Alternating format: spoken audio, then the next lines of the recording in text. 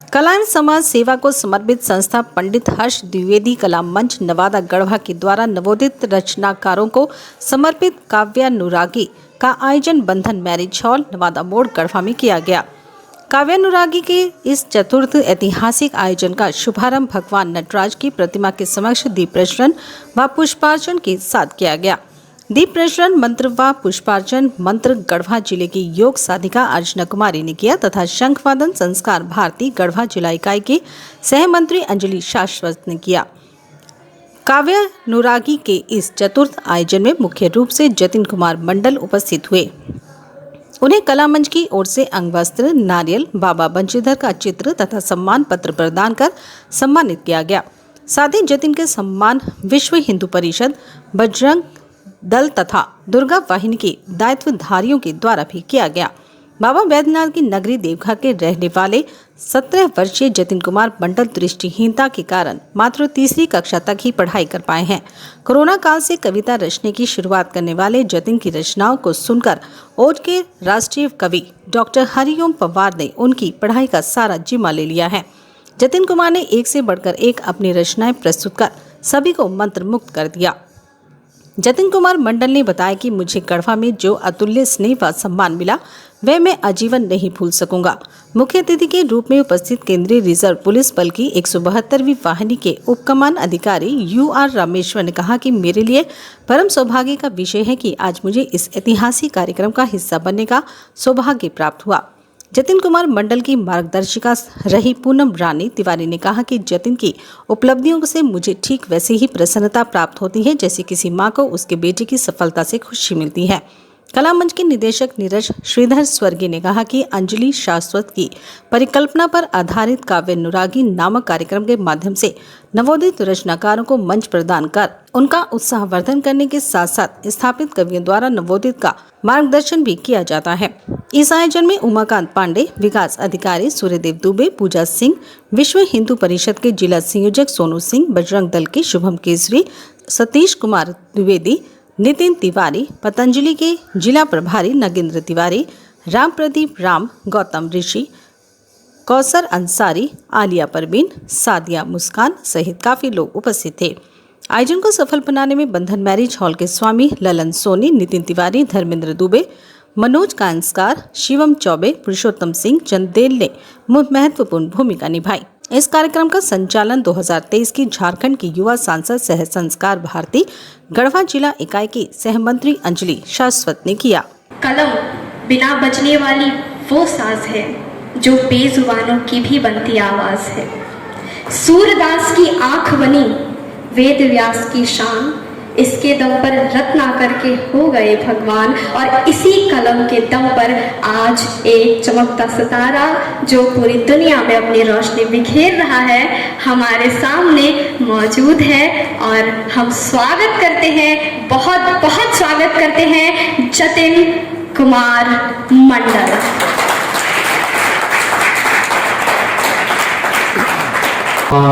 शारदे को प्रणाम करता हूँ, गढ़वा की पावन धरती को प्रणाम करता हूँ। मैं यहाँ पहली बार आया हूँ, मंच को प्रणाम करता हूँ और यहाँ जितने सुनाने वाले और सुनने वाले हैं उन सभी का अभिनंदन करता हूँ, उन सभी को प्रणाम करता हूँ। और मैं कोई शब्दों का भाषा का जादूगर नहीं हूँ। मैं आपको बता देना चाहता हूँ कि मेरे शब्दकोश में बहुत कम शब्द हैं, उसी के जरिए मैं कुछ आनंद पैदा करने की कोशिश करूँगा, आपके भावनाओं को जागृत करने का कोशिश करूँगा। नीरज जी का बहुत बहुत शुक्रिया करता हूँ कि उन्होंने मुझे बुलाया। और खैर बहुत चतुर व्यक्ति हैं, कल आए मुझसे मिलने की। अब पहली चतुराई तो आपने पता नहीं ध्यान दिया कि नहीं, मैंने दिया। अभी इन्होंने कहा, संचालक जी का नाम अंजलि जी ने कहा कि इनका नाम है नीरज श्रीधर स्वर्गीय। तो पहला चतुराई इनका देखिए, अपने नाम के आगे पहले ही स्वर्ग लगा दिया इन्होंने। ये बहुत बड़ी चतुराई है इनकी। और दूसरी चतुराई, इन्होंने मुझे बुलाया। तो क्यों बुलाया इन्होंने, अब पता नहीं कितने लोग समझेंगे। मैं कहता हूँ इन्होंने मुझे इसलिए बुलाया क्योंकि मैं पैसे नहीं गिन सकता हूँ।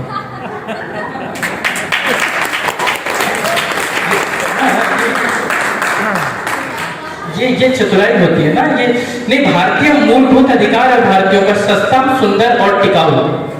तो नहीं, आप महिलाओं को देखिए, वो बार्गेनिंग करती है और सब्जी खरीदने जाती है, करेले कितने की, बैंगन कितने की, अंत में वही लेती है जो सबसे सस्ता होता है। तो मैं वही सस्ता हूँ और बहुत सस्ता हूँ, और सुंदर कितना हो वो तो आप लोग देख रहे हैं, और टिकूंगा कितना ये आपकी तालियां बताएगी, आप लोग कैसे सुनेंगे वो क्या।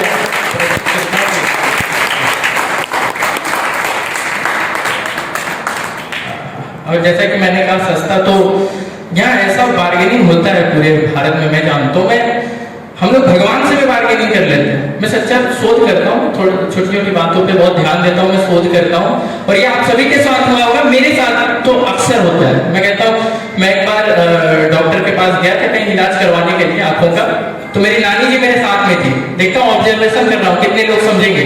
तो मैं गया हुआ था, तो वहां पे डॉक्टर को देख के जैसा होता है भावुक हो गई, कहने लगी कि ये चाहे कितने भी पैसे ले लो, हजारों लाख, लेकिन इसे सही कर दो, इसे ठीक कर दो। और उसी शाम को मेरी नानी जी मंदिर गई और वहां पे जाकर के 11 रुपए के प्रसाद में यही प्रार्थना करके आई।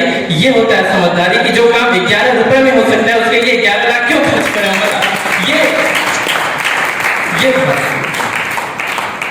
वो अभी पहले वो देशभक्ति कविता उसने पढ़ी, बहुत अच्छा देशभक्ति, और देशभक्ति तो हमसे ज्यादा कोई क्या ही करेगा, क्योंकि सरकार कहती है, ऑब्जर्वेशन कर रहा हूं, सरकार कहती है कि बिजली बचाओ, बिजली खर्च हो रही है, हम खर्च ही नहीं करते, हमें बिजली की आवश्यकता ही नहीं पड़ती है कभी।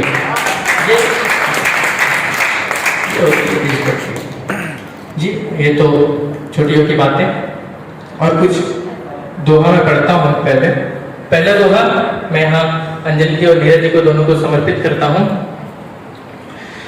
कि मुश्किल से मिलते बहुत, मुश्किल से मिलते बहुत, अपने जैसे लोग दुखदाई होता बहुत, उनसे जतिन वियोग दुखदाई होता बहुत, उनसे जतिन वियोग।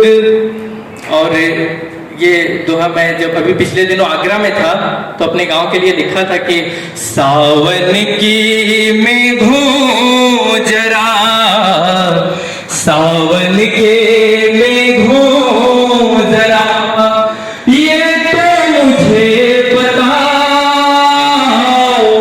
छोड़ के आया हूँ जिसे, कैसा है वो गाँव, छोड़ के आया हूँ जिसे। और एक उपमा देता हूँ कि सूरज बोला दीप से, सूरज बोला दीप से, तेरी क्या औकात, दीपक ने बस ये कहा, हो जाने दो रात, दीपक ने बस हो जाने दो रात। और धरती की धड़कन सुनो, आशावादी दोहा देखो, धरती की धड़कन सुनो, ऐसे हो ना उदास, बारिश हो ही जाएगी यदि है सच्चा प्यास, बारिश हो ही जाएगी यदि है सच्चा प्यास। और फिर अपना मिलना नहीं, फिर अपना मिलना नहीं, होगा इसके बाद, सुन लेना अंतिम मिलन की अंतिम फरियाद, सुन लेना अंतिम मिलन की अंतिम फरियाद। और कुछ मुक्तक सुनाता हूँ प्रेम श्रृंगार की। तो भूमिका में बस कहता हूँ प्रेम की सबसे बड़ी प्रतीक देखना कि छलके पथ पे प्रेम कहाँ से पाओगे, छलके पथ पे प्रेम कहाँ से पाओगे, लेकिन इस पथ से बचकर कब तक जाओगे, और लेकिन इस पथ से बचकर कब तक जाओगे, और राम तुम्हें मिल जाएंगे सहज ही, किंतु सबरी जैसा बेर कहाँ से पाओगे। क्या बात है, वाह। तो कुछ मुक्तक सुनाता हूँ। शब्द भी तुम हुए, भाव भी तुम हुए, शब्द भी तुम हुए, भाव भी तुम हुए, धूप भी तुम हुए, छाँव भी तुम हुए, किसको जाने तो किसकी करो अर्चना, औषधि भी तुम्ही, भाव भी तुम हुए, औषधि भी तुम्ही, भाव भी तुम हुए, दुख दुसह और व्यथा उसको मालूम है, दुख दुसह और व्यथा उसको मालूम है, मेरी सारी कथा उसको मालूम है, वो नहीं आ रहा है तो मैं क्या करूं, जबकि मेरा पता उसको मालूम है, जबकि मेरा पता उसको मालूम है, प्यासा आया घड़ा रीत जाने के बाद, मैं तो हारा मगर जीत जाने के बाद, मैं तो हारा मगर जीत जाने के बाद, मैं तो हारा मगर जीत जाने के बाद, उम्र मेरी प्रतीक्षा में तेरी घटी, और तू आया उम्र बीत जाने के बाद, और तू आया उम्र बीत जाने के बाद, और तू आया उम्र बीत जाने के बाद। और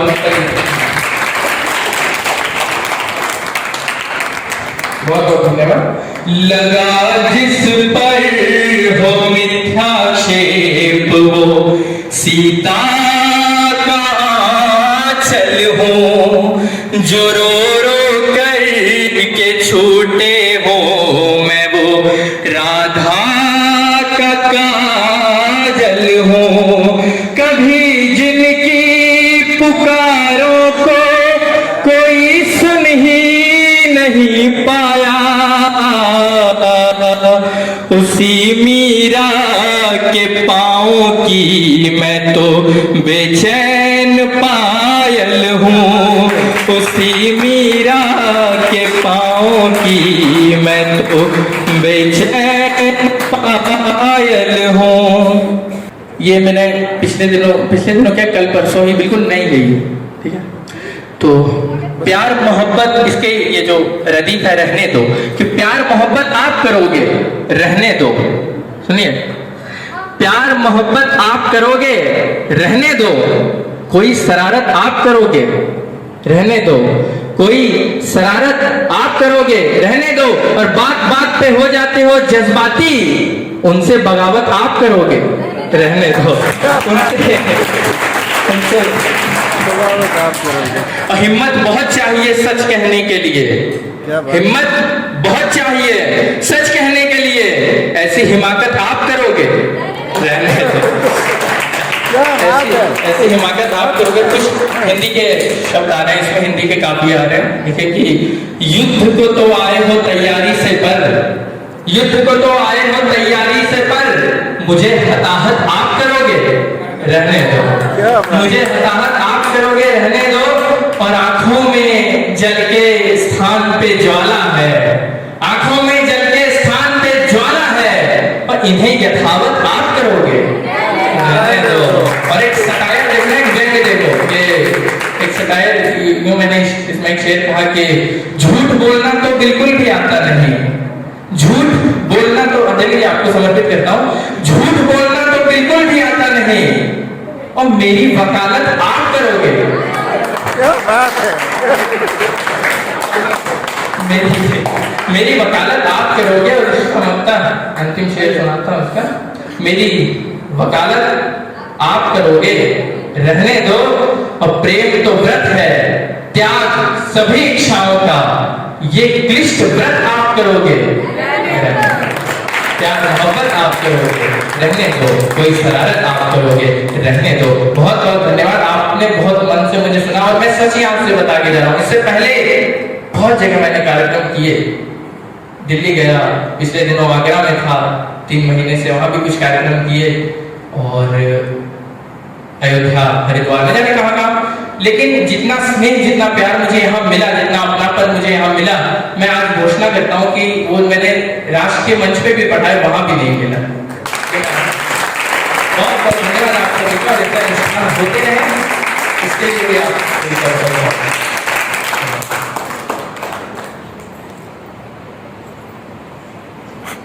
अब अपनी मार्गदर्शिका माता स्वरूप उनके आग्रह पर जतिन कुछ और सुनाएंगे थोड़ा, तो उत्साह बढ़ाया जाए, ताली जरूर बजाया जाए।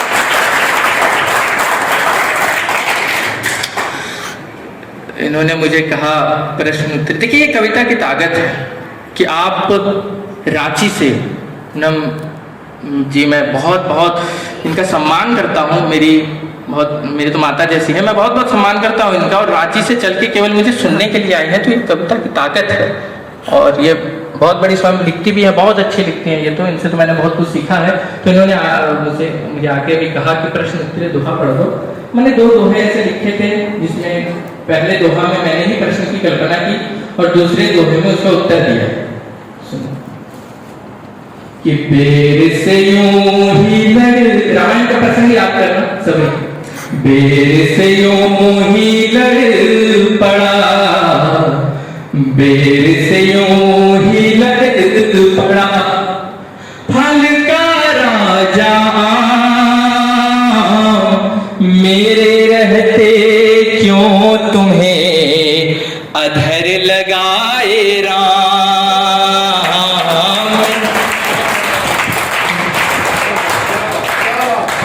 अब बेर उत्तर देती है, बेर बोली आम से, बेर बोली आम से, तुझ में बहुत मिठास,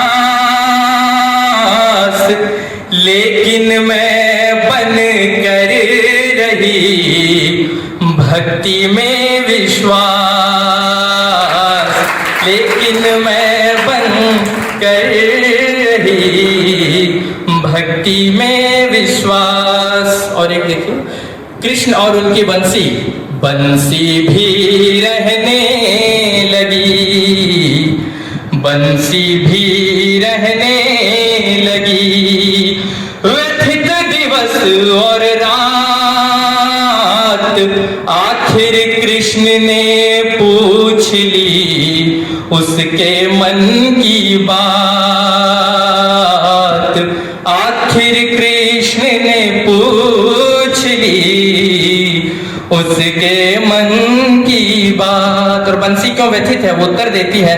आप सभी जानते हैं, मैं भी अभी पिछले दिनों मथुरा में था, मैंने भी बहुत देखा सुना, आप सभी जानते हैं कि कृष्ण बंसी बजाते हैं गोपियों को बुलाने के लिए, और कहीं कहीं प्रयोग किया जाता है कि बंसी, और ऐसे लोग मानते हैं, अपनी कल्पना में प्रयोग करते हैं, कई कविताओं में, कई काव्यों में, कि बंसी और गोपियां दोनों सौतन के रूप में आपस में प्रयोग किए जाते हैं, क्योंकि बंसी। तो मैं उत्तर देती है, बंसी क्यों उदास है, बंसी बोली श्याम से, बंसी बोली श्याम से, यही दुख रहा मुझे खाए, आपके अधर से जब लगूं तो सौतन सब आ जाए,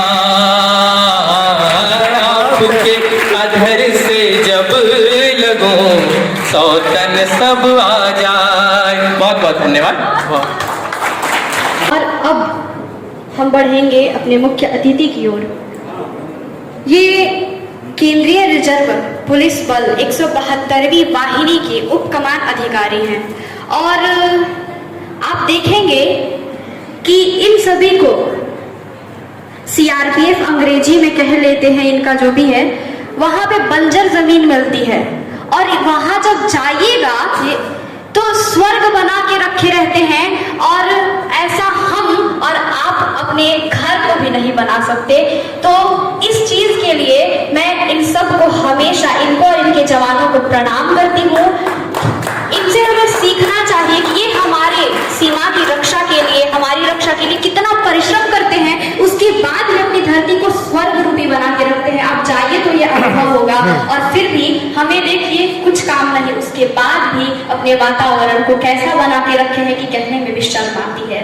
तो अपने ऐसे महान गुण वाले मुख्य अतिथि जी को अब मैं आमंत्रित करूंगी, श्रीमान UR रामेश्वर जी, उप कमांडाधिकारी केंद्रीय रिजर्व पुलिस बल 172 वाहिनी, आशीर्वचन के रूप में 2 शब्द कहेंगे। धन्यवाद। परम आदरणीय श्री नीरज श्रीधर जी, श्रीमती पूनम रानी तिवारी जी,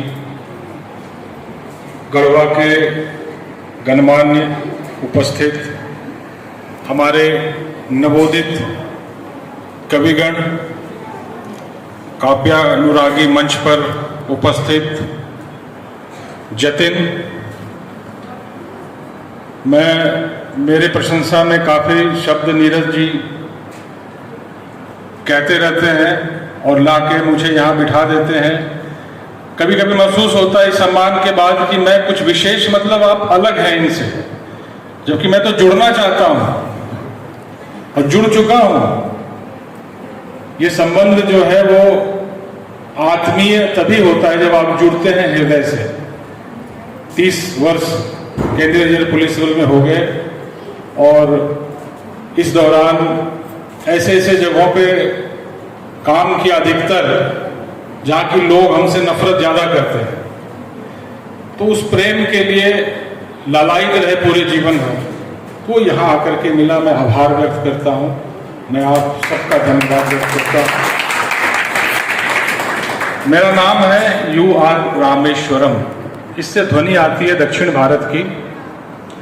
मेरा नामाकरण वहाँ हुआ था। जतिन जी आते हैं वैद्यनाथ धाम से, तो वहां से वॉकिंग डिस्टेंस पे मेरा घर है। वॉकिंग डिस्टेंस का मतलब पैदल चल के पहुंचने वाला। तो सुल्तानगंज के पास मेरा घर है, वहीं से तो पैदल आते हैं सभी वैद्यनाथ धाम। क्या बात है। मैं भागलपुर से हूँ और सुल्तानगंज से 15 किलोमीटर, भागलपुर और सुल्तानगंज के बीच में मेरा गांव है। गांव से जुड़ा हूँ, जब भी मौका मिलता है गांव जाता हूँ। जतिन जी के बारे में क्या कहा जाए, हम सबके पास 2 आंखें हैं, इनके पास नहीं है। लेकिन हमारी जो आंखें हैं वो सांसारिक दृष्टि है हमारे पास, इनके पास अलौकिक है। हमारी दृष्टि की एक सीमा है, इनका अनंत है, कोई सीमा नहीं है। और ये जो दृष्टि है यही चरितार्थ करते हैं कि जहां न पहुंचे रवि वहां पहुंचे कवि। सचमुच इनकी जो उम्र है 17 साल है। ये उम्र एक जैविक उम्र है, जब जन्म हुआ तब से हम जोड़ते हैं, लेकिन जो यात्रा है वो उस उम्र से कहीं आगे निकल चुकी है।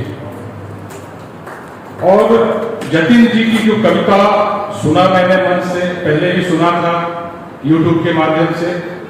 इनकी वाणी में जो ओज है और जो शब्दों की बुनावट है, वास्तव में ये एक पूत के पांव पालने में नजर तो आए जरूर, लेकिन अब बाहर आ चुके हैं, राष्ट्रीय मंच पर हो चुके हैं और नित्य नए नए आयाम ये बढ़ते रहे, आगे जाए।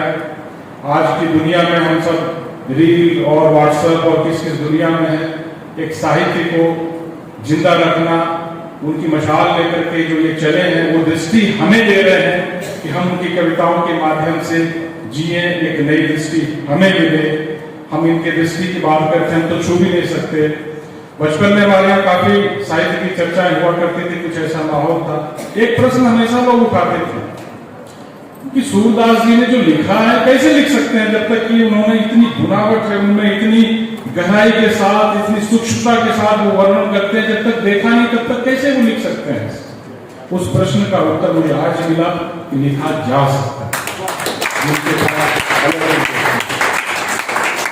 तो मैं इनकी शुभकामना देता हूँ इन्हें, और हम गौरवान्वित हैं कि हम सबसे जुड़े हैं, हमारे ही बिहार झारखंड की धरती से आते हैं, साहित्य के आकाश में मार्तंड की तरह ये चमके, नाम रोशन करें, हम सभी गौरवान्वित हों। विशेष रूप से मैं आज उल्लेख करूंगा जो हमारे कवि झारखंड के जो बच्चे बच्चियां आए, उन्होंने प्रस्तुत किया। अटल जी के कविता के ऊपर इन्होंने कविता सुनाई। मैं अटल जी से मिला हूं 1999 में, प्रधानमंत्री थे, और मुझे वीरता के लिए राष्ट्रपति पदक दिया गया था मणिपुर में। भारत माता की।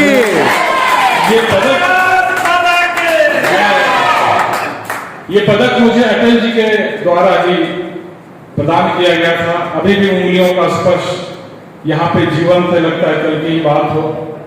और उस समारोह में चाय के समय फिर हम लोगों से काफी देर बात करते रहे, बहुत ही सहज, बहुत ही सरल, मनोविनोद के साथ। उनकी सुरक्षा में भी हमारे मित्र वर्षों लगे रहे, तो काफी एक याद दिला दी। कभी ऐसे ही होते हैं, लगता है कि वो अपनी कविता सुना रहे हैं, लेकिन सुनने वाले को लगता है तो हमारी भावनाओं को व्यक्त किया जा रहा है। शब्दों के जो रथ बुनते हैं उन पर सवार होकर के हम एक अलग लोक में यात्रा करते हैं। तो मैं सबको नमन करता हूँ। और इस गढ़वा में जो ये आयोजन हो रहा है, प्रथम हुआ था, मैं उसमें भी आया था, चर्चा हुई थी, हमने कहा था बहुत आनंद की बात है। जीवन क्रम में बहुत सारी चीजें जो बचपन में जिस माहौल में बना बढ़ा, सेवा में आने के बाद वो बदल गया। कविता है कि दो में से तुम्हें क्या चाहिए, कलम या की तलवार। अब ये प्रश्न पहले ही पूछ गया, दोनों में से एक चाहिए। इच्छा तो थी कि दोनों रहे तो अच्छी बात है। क्या बात। ये लोग तो वो इस कला मंच के माध्यम से वो पूरा हो रहा है। मेरा व्यक्तिगत स्वार्थ है, मैं आभार व्यक्त करता हूँ इस वातावरण का और उसको निर्माण करने वाले जो हमारे आप सभी की उपस्थिति से जो हुआ, मैं बहुत ही ऋणी हूँ, आता रहूंगा। और एक सदस्य के रूप में, गढ़वा के एक नागरिक के रूप में, क्योंकि हम जहाँ रहते हैं, जब हमारा घर छूट जाता है, देश के विभिन्न प्रांतों में घूमते रहते हैं, तो जो जहाँ हूँ वही मेरा घर है। इसी भावना के साथ हम काम करते हैं। और एक मिनट और लूंगा कि इन्होंने अभी कहा कि गढ़वा में जो इनके कैंप वगैरह होते हैं, आप जाके देखें, आपको यकीन नहीं होगा, बूढ़ा पहाड़ जाके देखें, जो एक दुर्गम जगह था जहाँ पैदल चलना मुश्किल था, और वो सबों ने समझा किसी से बनेगा नहीं, तो हम लोगों को जिम्मेदारी दी गई कैंप बनाने की। आज वहाँ 300 लोगों के रहने के लिए बिल्डिंग हमने बना दी, सड़कें हमने बनाई, पानी लेकर के गए और वहाँ पे बच्चों को पढ़ा रहे हैं, ताकि जब खत्म हो गया नक्सलवाद तो लोगों को मिला क्या। तो वहाँ के सभी बच्चों को लेकर के शुरू किया। वो स्कूल हमारे द्वारा चलाया जाता है, CRPF के द्वारा। और 4 दिन पहले मैं वहाँ गया था, तो बच्चे पढ़ लिख रहे हैं वहाँ पे। आप लोग भी कभी आइए, प्रोग्राम बनाइए, पहुँचिए और उस दुर्गम इलाके को देखिए, जुड़िए और जोड़िए। और एक बार पुनः मैं जतिन जी के लिए शुभकामनाएं और आप सबका धन्यवाद।